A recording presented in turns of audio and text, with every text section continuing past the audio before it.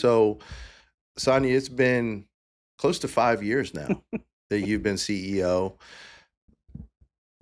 What's been the biggest challenge, and kind of what gets you up in the morning? Well, the biggest challenge is pretty easy because I took over on March 1st of 2020, and you know what happened about 12 days later? Something called COVID. There we go. Yeah. I remember I had all these big plans, right? I was going to go visit all the employees. I was going to get out there and I was going to go visit county commissioners and introduce myself and all that. And that just went right down the tubes. I remember standing right at my office window and taking a picture of the parking lot, and I think there were 3 cars in it. Mhm. This was after we had to figure out how to get 212 employees home and working remotely. And we did that in record time with very few hiccups. So that by far has been my biggest challenge in this role. I that just a couple of stories during that time. I would get phone calls and emails from linemen's wives or girlfriends and saying, "What are you doing to protect my husband and keep Mhm. him safe?" And you remember we had to rent some cars because we couldn't have more than one person in a vehicle. Um, I had to close the Leonardtown office for 14 days because we Wow. had an outbreak down there, and it was either I closed it or the The health health department department was was going to going to. close it. Right. And that affected a lot of my employees. It affected me a lot as well because I have this TV here, and constantly for however long I was in the office, the TV was on, and I was listening to the news about COVID. And finally, after a couple months, I said, "I can't do this anymore. This is making me crazy." So I stopped listening. Still trying to follow the protocol, and we're trying to do what had to do as a company in order to follow all the rules and regulations and all that stuff. So that definitely was my biggest challenge. The things I love doing is, I think the biggest thing. So when I came into this job, I had experience. I was the CFO. Right. I had HR responsibilities. I had power supply responsibilities.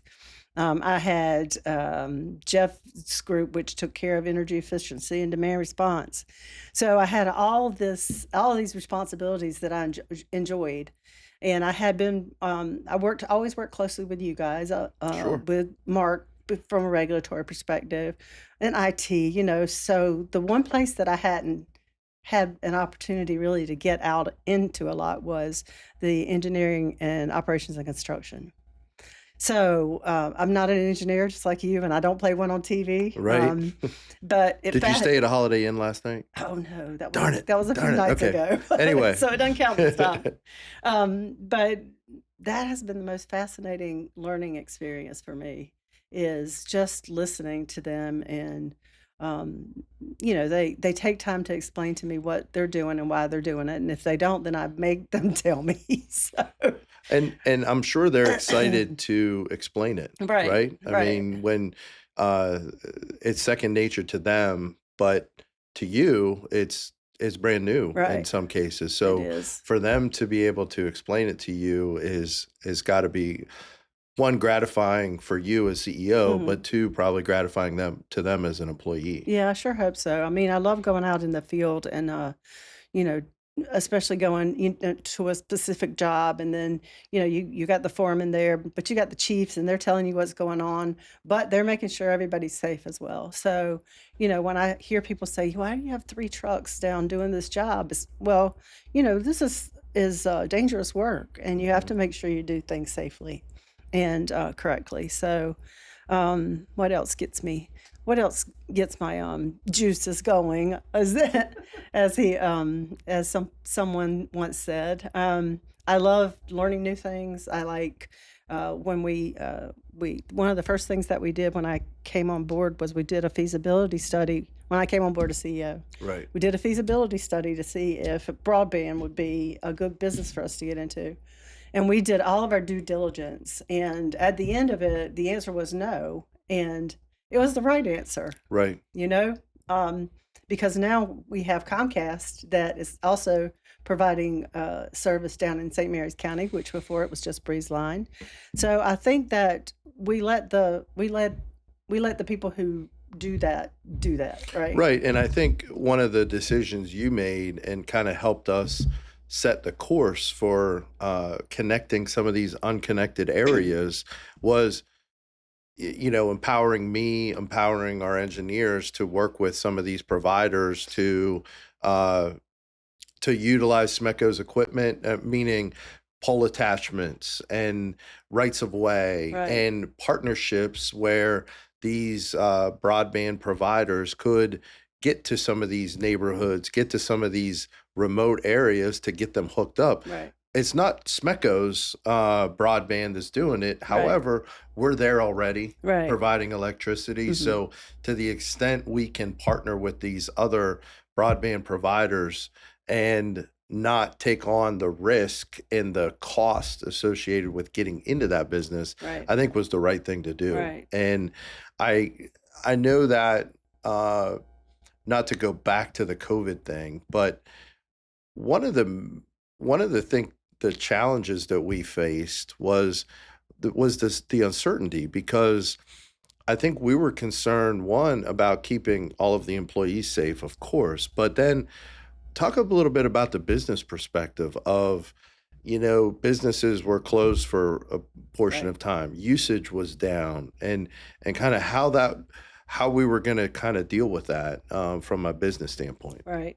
That's a very good question, because there was a lot of conversation around that. One of the things that we did, because there was so much uncertainty, there was a program out there, called the PPP program Oh yeah, for the payroll. the payroll protection plan, I believe it Payroll was. protection plan, and as we met the definition of a small business, so we applied for a grant for that, and was able to get that, and that helped offset some of those costs for us. There was a lot of uncertainty around commercial, small commercial, especially being able to stay in business. So our receivables balances did go up during that Sure. period of time. But the state came up with a program to try to help. There was a lot of assistance for people trying to help them pay their electric bills.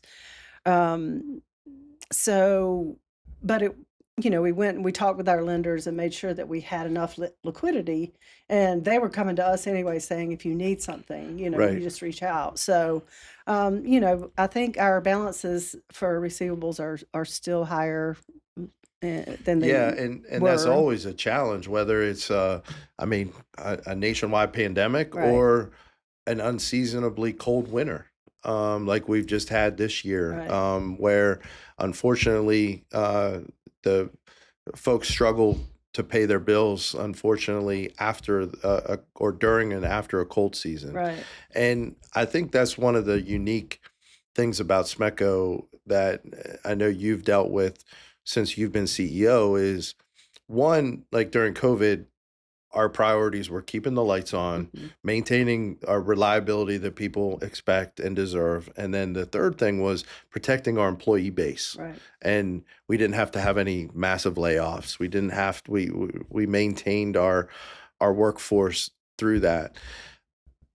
Talk about how, as CEO, the way we work with our customer members on paying their bills and kind of the extent that we go to try to help them get through tough times.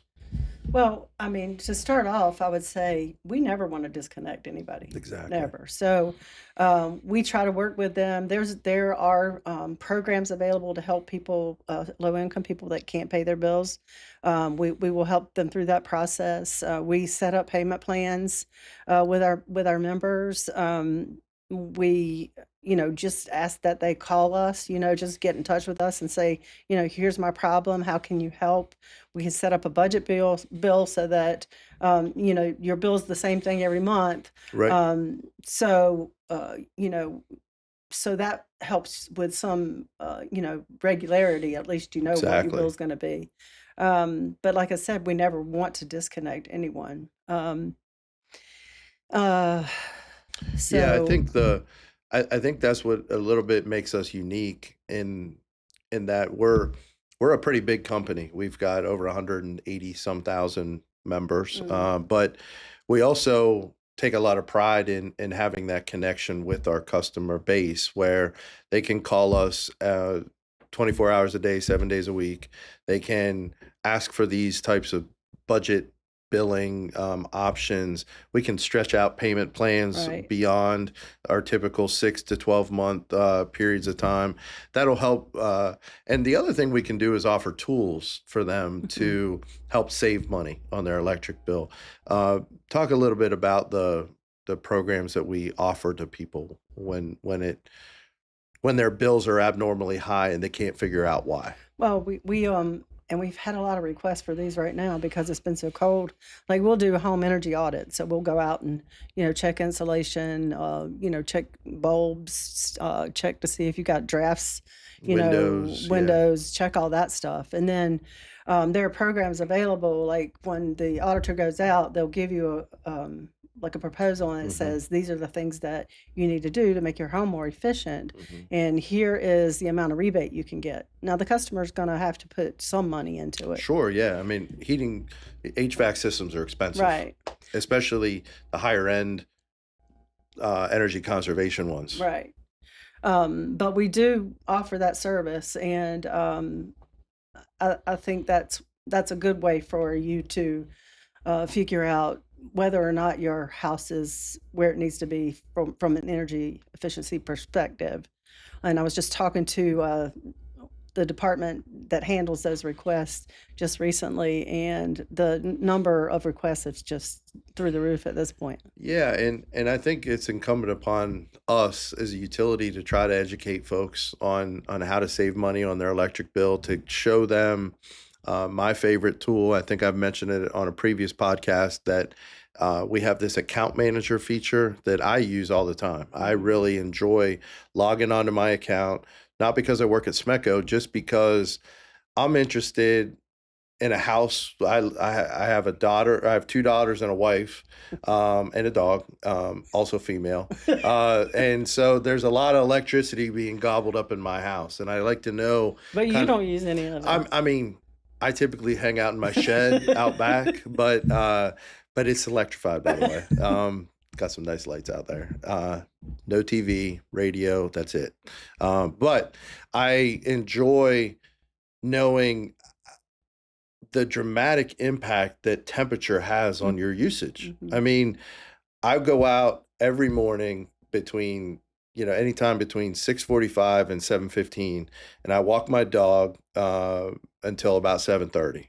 And every morning I look at the temperature because, like many people, you want to know what kind of coat to put on, right? So I just know this winter, unlike any other winter, seemingly in the 4 years that I've had my dog, 5 years I've had my dog, the temperature has consistently been below 30 degrees. And so it's one thing and we just try to tell people that, maintaining your HVAC at a certain temperature is better than turning it way down whenever you leave and then turning it back on, and bumping it up higher.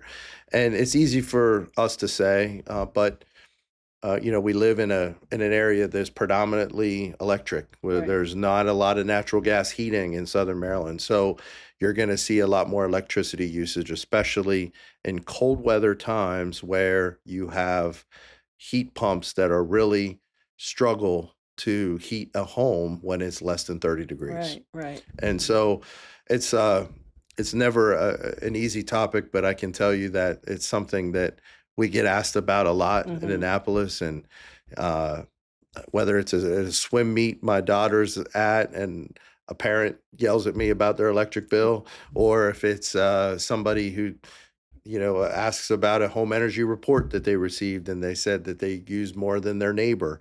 It's something that people like you and I in the community have to be ready to talk about. Right. And I mean, that's, I think I had asked you about like really what gets you going in the morning. And I kind of like that interaction with the community. Sometimes it's negative, but I mean, part of the territory. Right. You know, you're the electric company. Many of the cases, the only impact or the only interaction we have with our customers is that monthly bill. Right. And so it's good to represent the co-op in the community to help people. And that's what really I enjoy. Right. So talk a little bit about how you interact in the community and why it's so important. Well, I'm proud to work at SMECO, Yeah, and people know who I am and where I work, and they'll ask me questions about, why the bill's so high, and they'll try to get me to explain or ask me to explain, different things like PJM and stuff that they don't really yeah. understand. Why is this charge on my Right, bill? Those types of those types things. of things, yeah, and, I'm like you, I enjoy that interaction, for the most part, it's positive. Sure. I'm sitting I'm on the College of Southern Maryland Board of Trustees, and so, we're sitting getting ready to start one of our board meetings, and I go in and sit down, and as soon as I sat down, all the power went out. Does anybody know who works at SMECO? That's what Bill said to me. He's like, he just looks at me and he's like, I said, all right, let me see what I can find out because they were getting ready for their evening classes to start, but like at 6 o'clock, and he was going to have to cancel Right. if it was going to be a long outage. So, um, as usual, a car had hit a pole.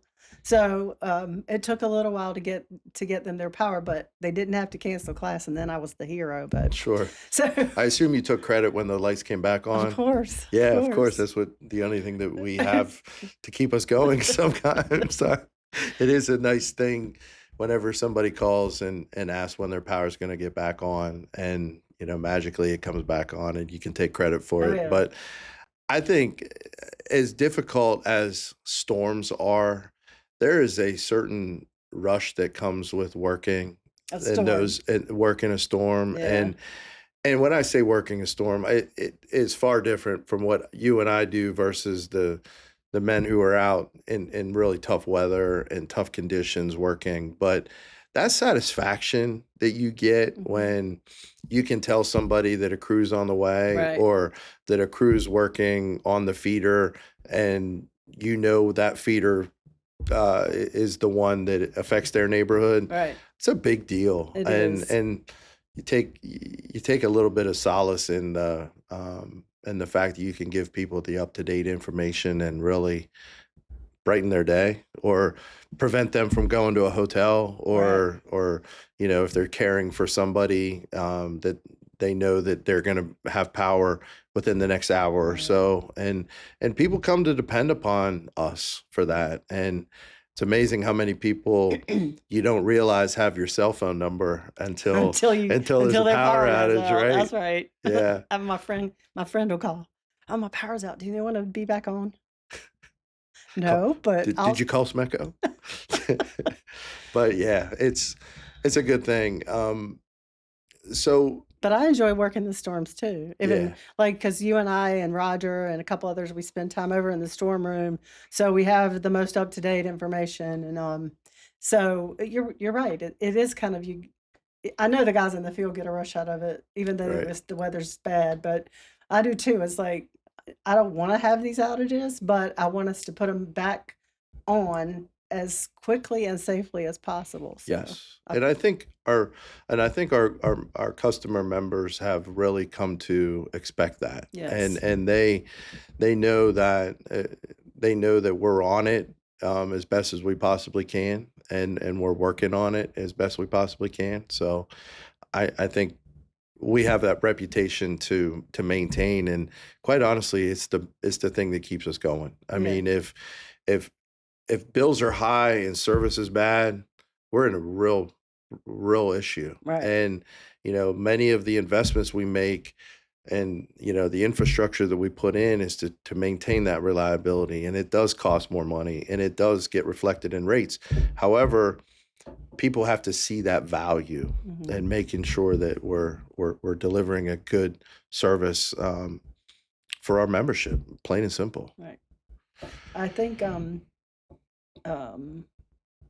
one of the things that I would like to say about running one of the top 15 distribution co-ops in the country, it's a lot of fun. I really enjoy it. There's days when, you feel like you've been beat up all day, but I enjoy the job. I enjoy working here. Enjoy the team. I think we have a great team here and work really well together. Um, is it hard sometimes? Yes, I Yes. mean, during COVID, it was very hard. During storm times, it's hard. During rate During cases. rate cases, especially during rate cases, it's hard because, I mean, I know, but nobody wants to pay more for anything, right? Right. And we only file rate cases when we need to. And, with COVID the way it was, and the cost of everything just went up. Yeah, the price and lead times have just been tremendously difficult to Right. deal with, and that's something that could you ever have imagined, say, whenever you were in your first job out of high school and you're in college and things, that you would be running an organization of 500 and some employees? No. No, I never did. Even when I got the job, I'm like, I have to pinch myself because I'm not sure this is really happening. Yeah. But whether it's 500 employees or if there were 4 employees, I feel like your door would still be open. Yeah. And I think that's what kind of makes it a little bit unique, that we're a bigger company, but there's oftentimes where there's folks at all levels of the company who've been in and out of Oh, yeah, your office. for So, sure. I think that's a testament to how, kind of how your philosophy is and running the place. And I enjoy the interaction that I have. And normally, it's not like they're not coming to complain about something. They're just coming because they want to make me aware of something, Right. or ask me a question or something like that. So, but what do you like about working here? Well, I mean, I think I tried to uh, explain the community Right. aspect of it and the flexibility that we Mhm. have working here. I mean, I'm so fortunate that I can be involved in with my daughters as they grow up, Right. with their sports teams and their activities at school, and having that type of flexibility. But also, I like representing us. I like representing us in Annapolis because we have a really good reputation. People trust what we think about and Right. and how we approach problems. So having that as a background, and the other thing is just the friends who I've made here Yeah. over my last 20 year or almost 20 years. I mean, are just, lifelong friends that I would have never met otherwise. Right. So I'm very blessed to have that. And yeah, there's rough days and we work a lot, Yeah. a lot of hours, but it's comes with the territory. And I know I'm very, very happy to be here. Yeah. I was thinking about that. I don't know if I told you this or if you've seen it, but the Virginia, Maryland, Delaware Association puts out a cooperative living magazine monthly. Okay. So March is Women's History Month, and Okay. they asked if they could do article on me. Well, I thought, it's like a half a page or whatever. No, I'm on the cover of the magazine, and it's like a 3 or 4 page article, maybe 3 pages. But it just talks about, it got me thinking because she wanted to know my story and how Right. I got where I am, right? So I had to talk about that. It didn't bother me a lot because I'm proud of how I got where I got to, but Sure. if I hadn't taken that chance and moved from Hartsville, South Carolina to Maryland, I who knows where I'd be. Exactly. You I just never mean, you know. just never know, and you're the bottom line is you're a woman CEO at an electric cooperative that is typically dominated by By men, men, yeah. and so it's unique, and I think it was obviously the first woman CEO in SMECO's history, and the fact that you're the CEO of a large co-op is, I think, it says a lot. Yeah, thank you for that. So. Anyway, So yeah, I think this enough was about a me. yeah, I think this is a good episode, right? I mean, this this this is a great way I think for us to communicate and I enjoy it. Oh, So, yeah, me thank you. too. Thanks, Tom. All right. Cut. See, another 25. 25 minutes.